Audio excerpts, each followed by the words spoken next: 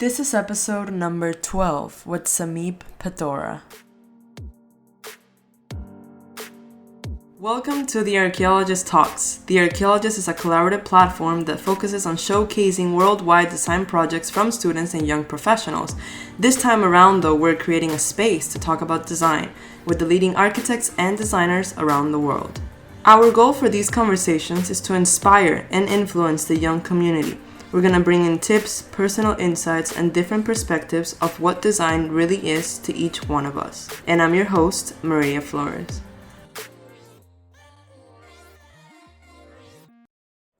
Hello there, and welcome back to another episode of the Archaeologist Talks.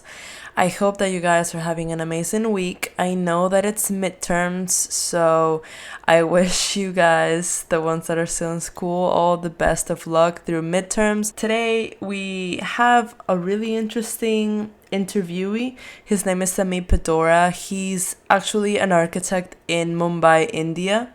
He is the principal architect and the founder of sp+a, which is obviously a Mumbai-based architecture studio which is engaged in projects of multiple scales, all framed with a larger interest in history and typological research. Sameep completed his undergraduate studies in Mumbai in 1996, and he then followed those studies with a postgraduate degree from Harvard GSD in 2005. He lectures at various forums, and he has actually been in international design firms where he was invited to speak at the Royal Institute of British Architects in 2011. And honestly, guys, his firm is just very, very interesting. He delves into India's social, economical, and cultural environment that requires many means of engaging with the country's varying contexts. So, in a way, the studio's approach is to look at context as a latent resource connecting production process and networks. In this episode, we're going to be talking about his school years, which, among them, I've said before that he actually went to SciArc, which is a very interesting take on, the whole experience at SciArc, and he then went to Harvard GSD. So we're going to be talking a little bit about his experience in all these really good schools. We then talk about what he did after graduation, working in small projects and trying to stay active basically within India's community. We also talk a little bit about his most favorite project that he has ever done up to date and how he started his own studio. He tells me about what his office is mainly about, which is context, research, and looking at proposals for affordable housing. We talk a lot about housing in general, how getting to the root of the problem, which is basically governmental policies, is the main focus of his studio, and how he aims to bring better understanding and knowledge about this topic to his home country, India. Finally, he opens up about some of his struggles and disappointments throughout the career, letting everyone know that the struggles or failures are merely just notices that you're going in the right direction. So, if you are into affordable housing, if you're into context, which I'm sure everyone in architecture is very fond of, and also, if you just want to know more about another country that you've never been to or the country that you live in, then I really recommend listening to this episode because it's just very interesting, everything that Sameep has to say. Without any further ado, let the talk begin. Hi, Sameep. How are you? Good. How are you doing? I'm fine. Thank you for asking. Um, so I want to talk a little bit about your education. Sure. I know that we've talked a little bit about you going to Harvard GSD. So I wanted to ask how your education has shaped the person that you are today. So that's actually the education bit's an interesting story because what Mm-hmm. after I did my undergrad here in India, Mm-hmm. what I actually did was I went to SciArc for a master's the first time, Okay. and when I was at SciArc after a semester, I kind of thought that this wasn't really what I was interested in. I didn't really feel that what I was learning was dramatically different from the way that I'd actually studied in my undergraduate program. Mm-hmm. What I did after that was actually worked for a little bit longer, and For then how went to the long did you GSD. work? So I came back to India. I worked here for about 2 years, and then I returned to the States where I worked for a year, and then went back to school. I went back to the GSD, and that experience was fantastic because what actually happened was while it was a kind of master's program Mm-hmm. at the GSD. You were also able to take you were also able to take courses in other schools. So I took some courses in the Kennedy School of Government, and what these multiple exposures did in some sense was they allowed me to get a sense of what the background to architecture really is, and what are the Mm-hmm. forces that in some sense formulate the paradigms within which architecture is really a small component. And I think that that understanding helped in some sense for me to get some perspective on how architecture fits into the larger scheme of things. Um, Mm-hmm. and and also, I think that that distance, in some sense, from India, strangely enough, that distance from India also, in some sense, allowed me to look at India slightly more objectively, without it being, close up. And when I came back, I think that that distance helped me to understand the situation that we practice Mm-hmm. in here in this country a lot better than I Wow, did earlier. that's really interesting.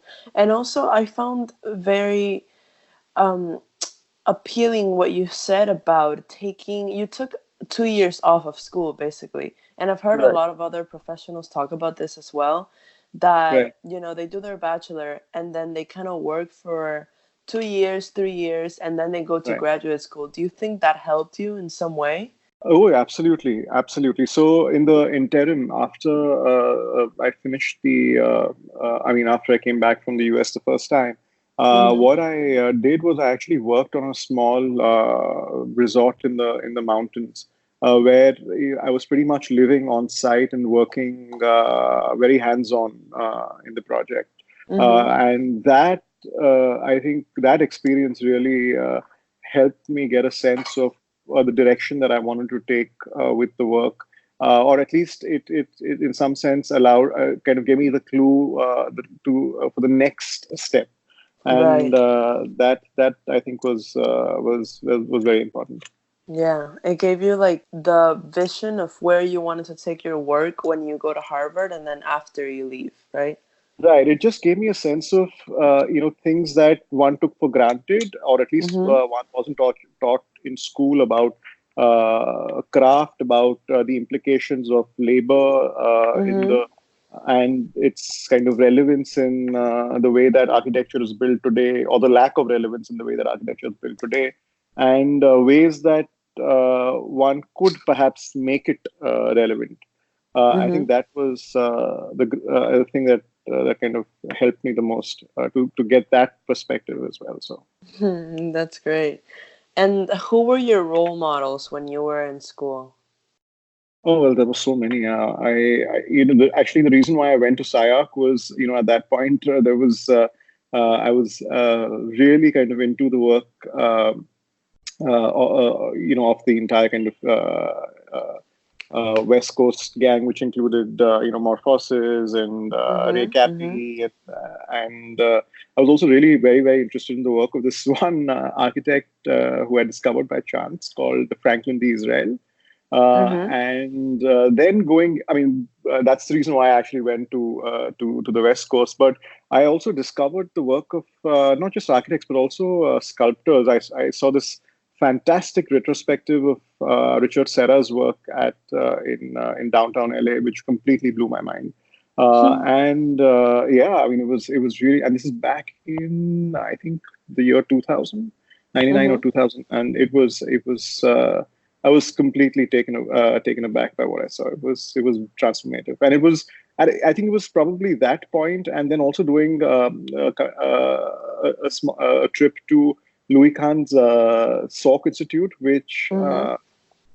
I mean, both of these experiences, the Sarah exhibition and the kind of visit to Salk, completely kind of, in some sense, was transformative, because it, in some sense, also directed me towards the notion that I didn't really think that the master's program that I was working on would be able to, in some sense, unravel the universe that almost was revealed to me in very small bits within these two projects. Okay, I have a question that just came to my Sure. mind because okay, so you're saying you're from India. You basically grew up there your whole life in Right. Mumbai, right? Right. Now, the archaeologist has a lot of viewers, a lot of fans that are also from India. And I'm Right. wondering what's your advice for someone that is currently, they graduated from a university in India and they're wondering what to do with their life next. What would you tell them? Well, one thing is, don't be in a hurry to kind of get a master's. Mhm. To spend a lot more time working first, and also, well, when I say work, I don't necessarily mean work within an architectural office, but work within any Okay. kind of discipline that gives you a sense of the context that you will intervene in. So whether it Mhm. is working with an environmentalist, whether it's working with like a horticulturist, it doesn't matter. As long as you expose yourself in some sense to disciplines that work with context. Yeah. So yeah, that would be my advice, to actually get your hands dirty as much as possible. So, okay, let's talk about a little bit about what did you do after you graduated? You worked again, you started your own firm. How was that? Right. So when I actually returned post GSD, I actually came back to work on a small rural development project where we were Okay. looking at providing these computerized community centers, which would facilitate trading within rural India. Typically, what happens is that farmers used to pay middlemen to sell their crops. The Mhm. computerized community centers were an effort to see if we could eliminate the need for the kind of middleman in some sense, and the farmers would then be able to sell their crops at a much greater profit, as well as be able to get a better market rates for whatever they were producing. So that's what I actually started off with. And I also then worked on another kind of community driven project, which was the little temple that we had designed, which also was all done pre me setting up an office. It was really me working directly on a single project Mhm. with the end users in some sense. So that was after these two projects is when I really kind of set up practice, which was 2007, I think. Yeah, 2007. And yeah, so that was really how it all began for me. And what is it? What is the theme of your practice? I know you talk a lot about context and Right. also social housing. So I think a lot of this, while there was a lot of desire to engage with the city, the Mhm. fact of the matter also was that as a young kind of architect starting out, no one in the city of Mumbai actually would trust a kind of startup to do a project here, because of the kind of real estate potential, or the kind of real estate projections that most projects in the city are involved with. They don't trust young people to do that. So typically what used to happen was that we'd actually work on small interior renovation projects in the city. A lot of the architecture was actually being done outside. What I think evolved in some sense, and I have to confess, there was no let's say decision that I made saying that, oh, this is the way that we will kind of Yeah. evolve the practice. And it was really in hindsight Mhm. that I can, in some sense, connect some of these dots.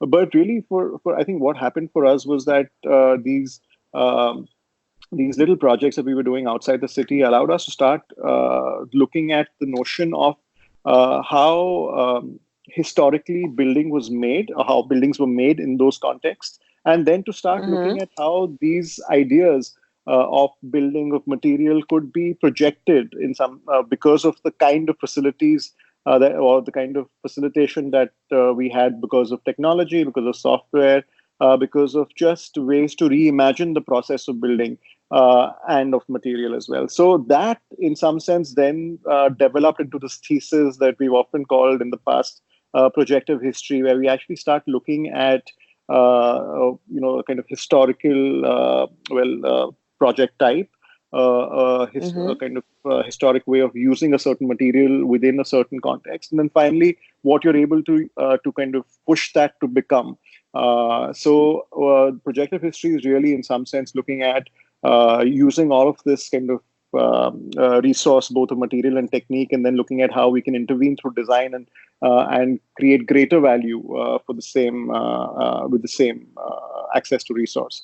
Um, Mm-hmm. it, in some sense, sits maybe in contradistinction with in the the way that we actually see the regional, where very often the image of the regional becomes more dominant than the actual value that a certain idea might have if it was to evolve further. For instance, I mean, to kind of just elaborate on that, Mm-hmm. there are very often one hears about uh, certain practitioners talking about how they tell their craftsmen that they should build let's say stone walls like their grandfathers did about 100 years ago, and it should be that it should be crafted in that spirit. But really, for me, that holds no interest, because I mean, it's almost in some sense like a kind of museumification process, where you want to kind of hold an idea in time, Mm-hmm. and with access to new ways of working, new ways of doing things, there is no need for it to kind of be like that, and the craft should evolve as well. And I think that for me is super important, that we shouldn't say that a mason has to work like his grandfather did 200 years ago. In some sense, it's also kind of colonization, where you're kind of expecting them to keep working without an access to kind of material and knowledge networks that we would have access to today. So yeah, I mean, uh, I think that for me, this idea of projecting historic ways of doing things is very important. Right. And I think that's where the idea of context comes in, right? Because your studio and your research is very site specific to India, to Mumbai. That's right. That's right. In fact, Richard Sennett, I think in the Craftsman, in his book, The Craftsman, talks about how Mm-hmm. craft is not just a function of a particular material or a skill, but it's also a function of the time that you're actually building in. So I think Mm-hmm. that is super important, that one is able to kind of look at all of this, these resources, this context within the time that we are situated in today, and not as it were 100 years ago. Right. That coming back to the city of Mumbai. So what's happened with Mumbai is that we've and pretty much the whole country, we actually operate in extremes, where we view kind of history as either something to be venerated, so it's kind of Mm-hmm. protected so much that you can kind of disconnect it from everyday use, or where there is so much apathy that you just it's neglected. Yeah. And yeah, so our cities basically kind of function within these extreme binaries in some sense. And really, for Mumbai, what we found is that once you start kind of sieving through these multiple layers that have settled on these beautiful cultural artifacts within the city, you end up finding things that are incredibly future looking. So, for instance, within our housing research in the city of Mumbai, we found some incredible projects that look at this notion of housing and the city in ways that are completely different from the way that we could have ever imagined. So it's yeah, so it's really it's almost like the city of Mumbai is almost a kind of latent resource in which we need to kind of dig into to actually find things that are extremely, like I said, future looking. Mm-hmm. So you're currently interested in the idea of affordable housing. Do you believe that the statement housing for all is basically a potential lure for the poor, or does it mean to actually, build a better city? Because I think that, a lot of people believe that affordable housing just means that you're building housing for the poor. Do you think that that statement is true? Well, unfortunately, it's while the intent of housing for all is great, Mm-hmm. the mechanism of its implementation, however, falls short. To give you an example, in our we did this book, this research called "In the Name of Housing," where we looked at these various projects that fit into the bracket of roughly what affordable housing is seen as in the city of Mumbai, Mm-hmm. and looked at Mm-hmm. how people lived in similar households across Mumbai's history. So starting back in the 1890s, right down till today's time, and we cataloged these projects to actually find that housing is contingent not just on the real estate that you provide, affordable housing specifically, but on other factors where housing must also address, for instance, mass transportation. It must, given the context of our city, also talk about how the housing in itself is as much about the larger construct as much as it is about even things down to small furniture details, and also the fact that the system or kind of a systemic approach to this kind of housing also enables people to start looking at changes within the houses that they have, both over time as well Mm-hmm. as physically transformative spaces that can be used both for living as well as working.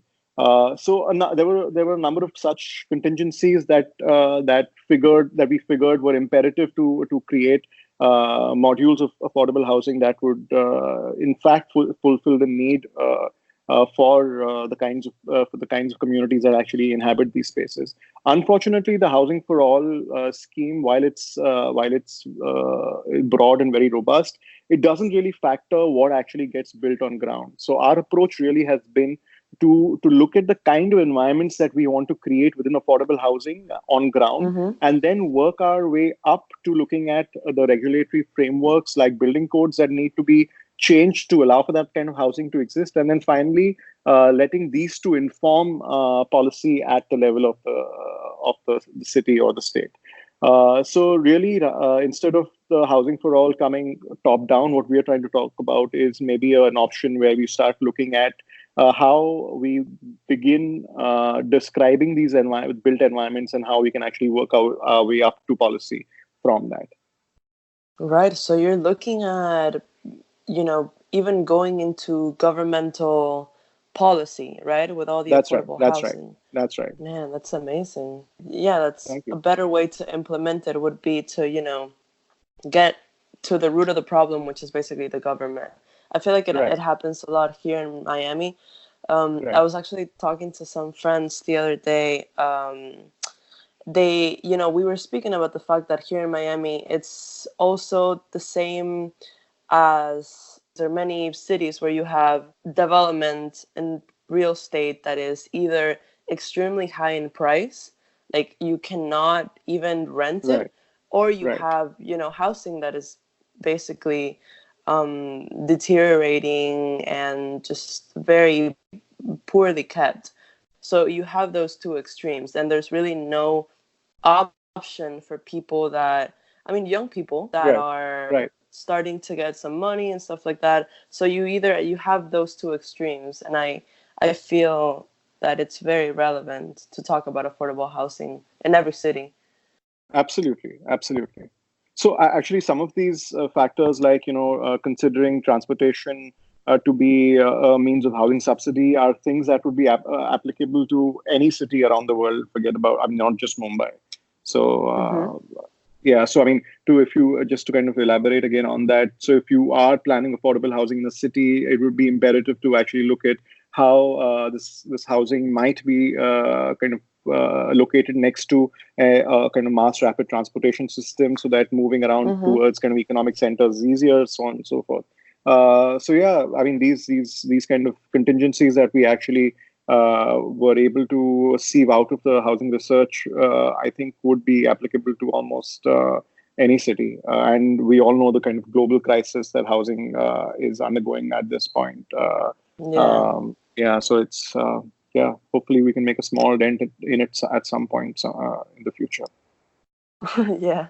Why do you think, though, that some of the affordable housing proposals have failed in the past?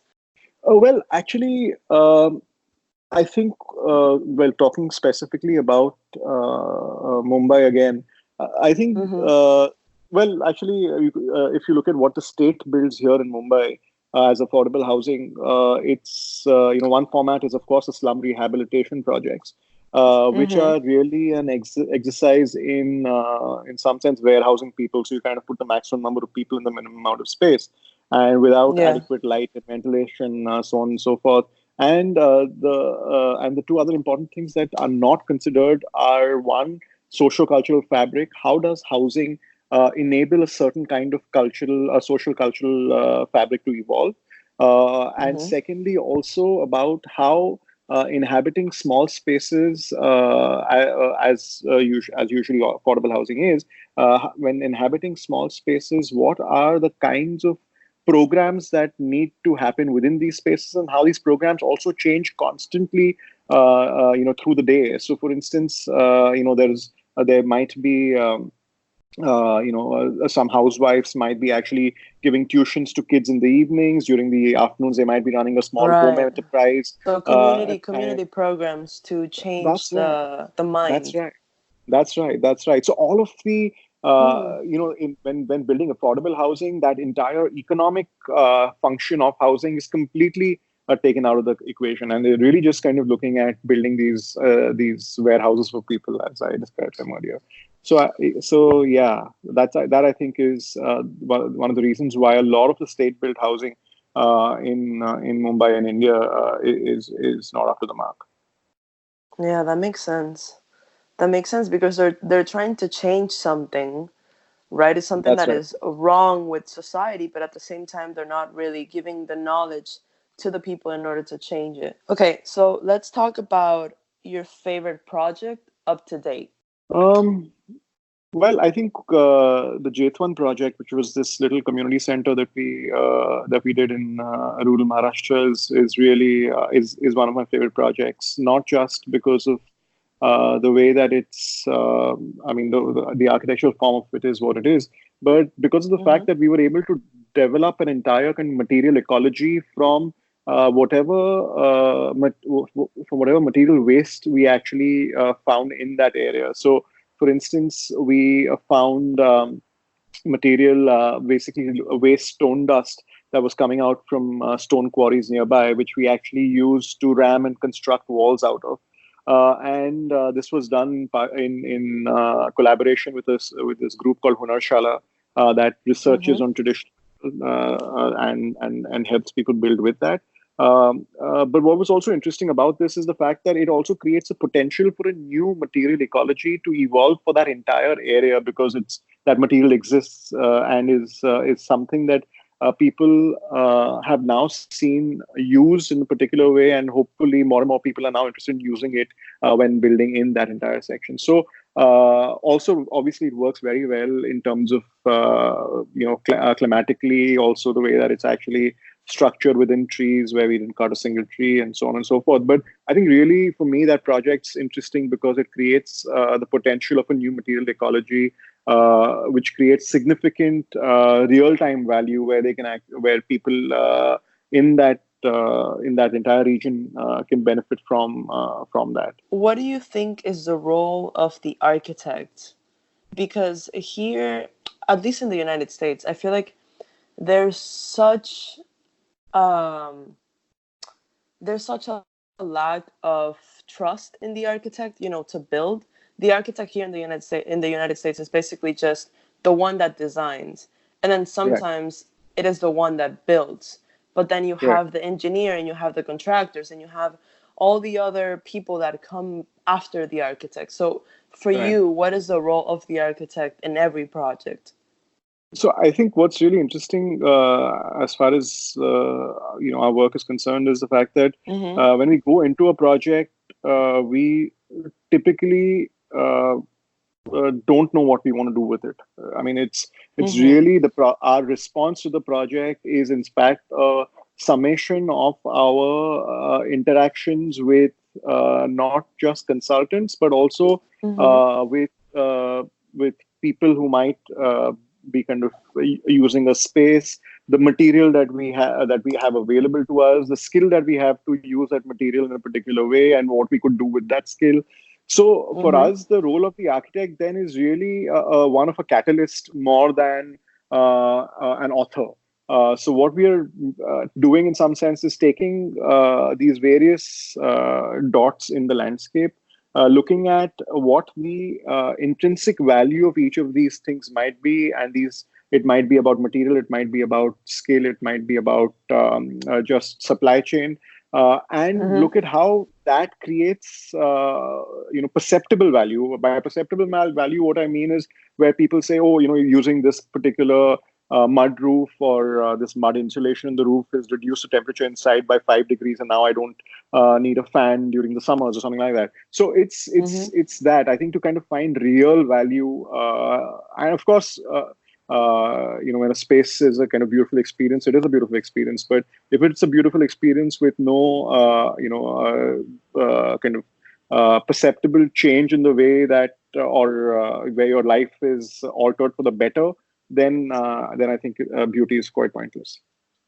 Yeah. So you think that the architect has every part, every role in the design process, in the construction Absolutely, process. Hmm. Okay. absolutely.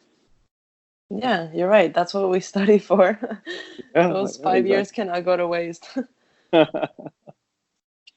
Okay, so this is one of the last few questions. I want to ask, what are some of the challenges that you have been through, or kind of like some of your disappointments? Because I feel like, we look up to you and we look up to a lot of people in architecture, but we don't really know the struggles that they went through. So can you speak a little bit about some of your disappointments, your struggles in the career? Yeah, so many of them. In fact, it would be a list that would run many pages. I could do a book on it. But it's the thing about uh, disappointments and failures is the fact that um, it really depends on how you look at them, right? I mean, the Mm-hmm. failure or a disappointment is not a full stop. It's really at best a comma, which you Yeah, kind of and it's take not a a break bad from. thing. And exactly, it's not a bad thing because I remember when we were doing J1, that same project that I mentioned earlier. We were Mm-hmm. actually wanting to build that entire project out of rammed earth. We in fact we'd actually seen a lot of brick kilns in that area, so we thought that the mud in that area would be good to build with. Unfortunately, after we did and we'd actually designed the entire project to work with that, but after we did our first tests, we realized that the mud required a lot of cement to stabilize, and it would be a huge waste to actually build like that. Which then prompted us to start. So I mean, that was a complete failure, right? So our entire project, in some sense, was Mm-hmm. was going down the wrong path.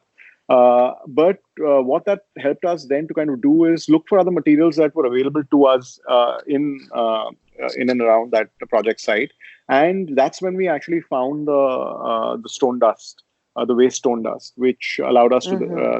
build with that. So yeah, I mean, and of course there have been failures that have been totaling in some sense where a kind of wall that we, let's say, wanted to build in corbelled brick didn't stand at all, and then we had to kind of rework the entire Oh drawing my as well. God. Yeah, so but it allowed us to also understand the extents to which we could push a certain material, and how, if we had to push it further, we had to make some other kind of changes. So I don't really see failure or disappointments as something to worry about if you're able to learn from it and move on. Yeah, no, I agree with you as well because I think that there's so much focus on the disappointments and the struggles that make it a bad thing, that in reality we don't realize how much we learn from, those disappointments or that struggle. Just like how you said Absolutely. earlier, just because you couldn't find the right material for the project, you actually encounter the right material, which is what you build it out of, and that's a Absolutely. very important thing to keep in mind. And in fact, I would go to the extent of saying that if the more disappointments that you have in the process of a project, the Mm-hmm. richer the project eventually becomes. Oh yeah. So yeah, I mean, I don't. I mean, there've been when we're actually working on a project, we do maybe about, let's say, 40 models, out of which maybe just two or three of have something that we carry forward. But it's the 30 disappointments that allow us to actually reach those 2 points that for us are inspiring. Yeah. So yeah, I think the more the disappointments in the process, the better off the project is. Thank you for sharing that with us. Okay, so last question, and I know we talked about this a little bit, but what is a piece of advice you would personally like to give an architecture student or a recent graduate? Sure. So there are, I think, maybe two or three things that I would recommend. Mm-hmm. One is, you should question everything, right? Mm-hmm. And more importantly, your own ideas. So I think even your own ideas need to be questioned. Just because you have an idea doesn't necessarily mean it's good. So critically evaluate everything that you hear or you think. The Mm-hmm. second point would be that one shouldn't be naive, but you need to hold on to your idealism. Many times one actually hears that, oh, we studied when we were in school, we studied architecture is to be this, but we are now practicing in the profession, and this is what we end up doing, which is completely Yeah. different. It doesn't necessarily need to be like that. So you could manage both. You could be hold on to your naivety, but also at the same time uh, don't be fooled by what you see around you. Uh, Mm-hmm. so don't so don't be naive, but definitely hold on to your idealism. And everything around you is a resource. So if you actually look at whatever happens around you as something to learn from, Yeah. that kind of state of mind I feel is fantastic, and that in some sense makes you your own teacher as well. And Mm-hmm. if you can structure your learning through that thinking, I think the world becomes a hugely inspiring place. So Yeah. yeah, I think these three things: question everything, don't be naive, Mm-hmm. but hold on to your idealism, and that everything around you is a resource. Yeah. Awesome. Thank you so much, Sameep. It was such a great conversation. Thank you. I had fun doing this. Take care. Bye. That was it, guys. Thank you so much for listening to this episode. I wish you all a wonderful week or weekend whenever you're listening to this episode. Thank you, thank you, thank you. Don't forget to follow us on The Archaeologist on Instagram, on Twitter, Pinterest, wherever you want. And then also going on our website, www.thearchaeologist.com. This was episode number 12 with Sameep Padora. See you on the next one. Goodbye.